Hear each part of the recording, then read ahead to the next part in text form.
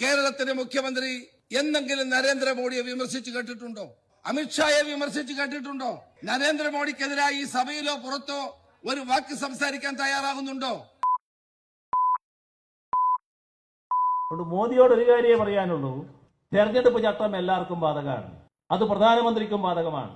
കേരളത്തിൽ വന്ന് തീർത്ഥാടകർ എന്ന് മാത്രം പറഞ്ഞു, തീർത്ഥാടന കേന്ദ്രം എന്ന് മാത്രം പറഞ്ഞ് തൊട്ടപ്പുറം മംഗലാപുരം അവിടെ പോയി നേരെ ശബരിമലയെയും അയ്യപ്പനെയും എല്ലാം എടുത്തു പറഞ്ഞ് കേരളത്തെ അപമാനിക്കാൻ പുറപ്പെടുന്നത് മാന്യതയല്ല. ആ സ്ഥാനത്തിരിക്കുമ്പോ ആ മാന്യത പുലർത്താനുള്ള ആർജവം കാണിക്കണം എന്നാണ് മോദിയോട് ഞങ്ങൾക്ക് പറയാനുള്ളത്.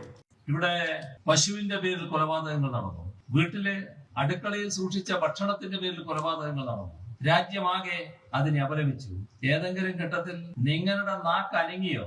ഈ രാജ്യത്തിന്റെ പ്രധാനമന്ത്രി എന്ന നിലക്ക് ആ അക്രമികൾക്കെതിരെ അക്ഷരം നിങ്ങൾ സംസാരിച്ചു? നിങ്ങൾക്കോ നിങ്ങളുടെ കൂടെയുള്ള ഭരണാധികാരികൾക്കോ എന്തുകൊണ്ടാണ് അങ്ങനെ ഒരു നിലപാട് സ്വീകരിക്കാൻ കഴിയാതിരുന്നത്? നിങ്ങള് രാജ്യത്തിന്റെ ഭരണഘടനയെ മാനിക്കുന്നില്ല. മതനിരപേക്ഷത ഇവിടെ ഉണ്ടാകരുത് എന്നാണ് നിങ്ങൾ ആഗ്രഹിക്കുന്നത്. അമിത്ഷാ കേരളത്തിൽ വന്ന് ഒരു പ്രഖ്യാപനം, സർക്കാരിനെ വലിച്ചിട്ട് താഴെ കളിയല്ല. അതിനൊന്നുള്ള ശേഷി ആ തടിക്കുണ്ട് തോന്നുന്നത്. അതിന് ഈ തടി പോരാ. പിന്നെ അമിത്ഷാ അതൊക്കെ അങ്ങ് ഗുജറാത്തിലും മറ്റും പ്രയോഗിച്ചാണ്. വിവിധ സ്ഥലങ്ങളിലുള്ള പഴയ RSSകാരായ ഇപ്പോഴത്തെ വിവിധ സ്ഥാനങ്ങളിലിരിക്കുന്ന അവര് മുഖ്യമന്ത്രി കസേരയിലാകാം, കേന്ദ്രമന്ത്രി സ്ഥാനത്താകാം, മറ്റു പല സ്ഥാനത്തുമാകാം.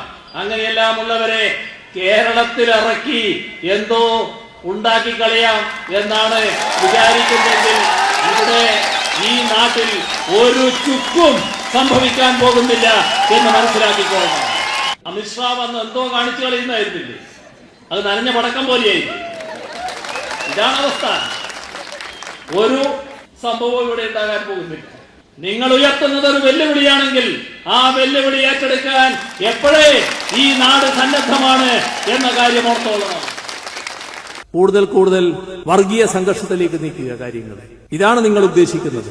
അതിന്റെ ഭാഗമായാണ് രാജ്യത്ത് BJP ഭരണമുള്ളടമായാലും എല്ലാതടങ്ങളായാലും സംഘപരിവാർ ബോധപൂർവം വർഗീയ സംഘർഷങ്ങളും കലാപങ്ങളും വർഗീയമായ ചേരിതിരിവും ഉണ്ടാക്കാൻ വേണ്ടി ശ്രമിക്കുന്നത്. ഇത് കേന്ദ്ര ആഭ്യന്തരമന്ത്രി എന്ന നിലക്ക് അമിത്ഷാക്ക് അറിയാത്ത കാര്യമാണോ? നിങ്ങളുടെ അത്തരമുള്ള എല്ലാ നീക്കങ്ങളും നടക്കാത്ത ഒരിടം ഇന്ന് ഇന്ത്യയിൽ ഈ കേരളമാണ്. നമ്മുടെ പ്രധാനമന്ത്രി ഡൽഹിയിൽ ഒരു ക്രൈസ്തവ ദേവാലയത്തിൽ പോയി ഷൂ അഴിച്ചു വെച്ചാണ് അകത്തേക്ക് കടന്നത്. വലിയ ആദരവോടെയാണ് അകത്തേക്ക് കടന്നത്. അത് കേൾക്കുമ്പോൾ അവിടെ ഇരുന്ന എനിക്ക് ദീപികയുടെ മുഖപ്രസംഗമാണ് എന്താണ് വടക്കേ ഇന്ത്യയിലെ സ്ഥിതി എന്ന്, ഏത് തരത്തിലുള്ള ആക്രമണങ്ങളാണ് നടക്കുന്നത് എന്ന്. ആക്രമണങ്ങൾ നടക്കുമ്പോൾ അതിനെതിരെ ഏതെങ്കിലും തരത്തിലുള്ള ശക്തമായ നടപടി സ്വീകരിക്കാൻ തയ്യാറാകുന്നില്ല എന്നത് ക്രൈസ്തവ സമൂഹത്തെ ആകെ വേദനിപ്പിക്കുന്ന സ്ഥിതി വരുന്നു. ഇവിടെ അരമനയിൽ കയറിയതുകൊണ്ടോ അവരുടെ മുന്നിൽ കേക്ക് വെച്ച് നീട്ടിയതുകൊണ്ടോ അത് ഇതിനൊന്നും പരിഹാരമല്ല. കേരളത്തിൽ തെറ്റ് ചെയ്താൽ മുഖം നോക്കാതെ നടപടി ഉണ്ടാവും. നിങ്ങള് രാജ്യം ഭരിക്കുന്ന കക്ഷിയുടെ പ്രധാനികളാണ്. അപ്പൊ ഞങ്ങൾ എന്ത് അക്രമ പ്രവർത്തനവും ഗൂണ്ടാ പ്രവർത്തനവും നടത്തിയാൽ അതെല്ലാം സൽപ്രവൃത്തിയായി കണക്കാക്കിക്കൊള്ളണം എന്ന് പറഞ്ഞാൽ അത് കേരളത്തിൽ ചെലവാകി. നിങ്ങൾ ആക്രമണം നടത്തിയാൽ അക്രമികൾ എന്ന നിലക്ക് കേസുണ്ടാവും. നരേന്ദ്രമോദി പരാമർശിച്ച സ്ഥാനാർത്ഥി, അദ്ദേഹം സ്ഥാനാർത്ഥിയായതിനു ശേഷം വന്ന കേസല്ല. സ്ഥാനാർത്ഥിയാകുന്നതിന് മുൻപ് അദ്ദേഹം ചെയ്ത RSS കാണുന്ന സൽപ്രവൃത്തിയുണ്ട്. ആ സൽപ്രവൃത്തി ശബരിമല ഭക്തരെ ആക്രമിച്ചതായിരുന്നു, തേങ്ങ കൊണ്ടടക്കം അടിച്ചതായിരുന്നു. അത് RSSന്റെ കണ്ണിൽ സൽപ്രവൃത്തിയാകാം, പക്ഷെ കേരളത്തിന്റെ കണ്ണിൽ അത് സൽപ്രവൃത്തിയല്ല. നിങ്ങൾ ശബരിമല തീർത്ഥാടകരെ ആക്രമിക്കാൻ ആളെ വിട്ടു. നിങ്ങൾ കാണിച്ച ഇരട്ട താപ്പ് എന്തായിരുന്നു മോദി?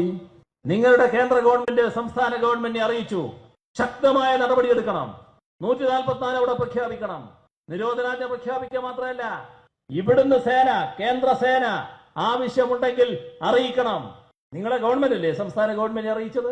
ഇതൊക്കെ പ്രധാനമന്ത്രി എന്നയാൾക്ക് പറയേണ്ട മറുപടി അല്ല, മറ്റൊരു തരത്തിലാണ് പറയേണ്ടത്. പക്ഷെ ആ പ്രധാനമന്ത്രി സ്ഥാനത്തോടൊരു ബഹുമാനം കാണിക്കണല്ലോ. അതുകൊണ്ട് ആ അർഹിക്കുന്ന രീതിയിലുള്ള വാക്കുകൾ ഉപയോഗിക്കാൻ ഞാൻ മടിക്കുകയാണ്. സാധാരണ നിലക്ക് അല്പന്മാർക്ക് മറുപടി പറയാൻ പാടില്ല എന്നാണ്. പിന്നെ ഇത്തരം കാര്യങ്ങള് വലിയ കാര്യമാണ് എന്ന് ധരിച്ച് നടക്കുന്ന കുറച്ചു പേര് അദ്ദേഹത്തിന്റെ ബില്ലിൽ അണിനിരന്നിട്ടുണ്ടെന്നുള്ളതുകൊണ്ടാണ് അവർ കൂടി മനസ്സിലാക്കാനാണ് ഇക്കാര്യം പറയുന്നത്.